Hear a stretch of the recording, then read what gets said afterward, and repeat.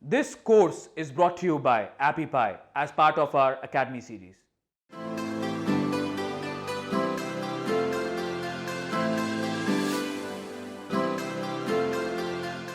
If you have a game app, I have a very nifty strategy for you.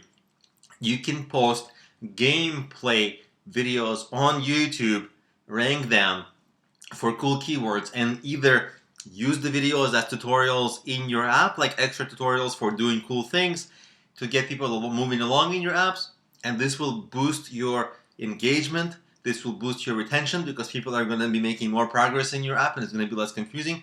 But also, it's going to help you rank in YouTube for certain keywords that are relevant for your app, and then you can use the search, the organic search that's going to come from that ranking to then funnel people from YouTube to your app. So if you can position your channel as the gameplay channel, then you're going to be able to get people to go get your app after watching your gameplay videos by just serendipitously discovering them on YouTube.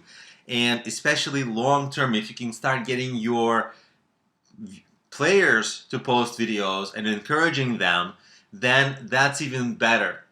But that's long term. In the short term, you can manipulate it by making your own videos, getting them to rank, and then also having a call to action in the video to get your app. And even better, some of the videos you can embed, like I mentioned, in your app, and the extra views from inside the app will actually make the video more popular on YouTube and help it rank. So it's like kind of like a vice versa, kind of like one hand washes the other kind of a strategy that you can do for games if your app is a game.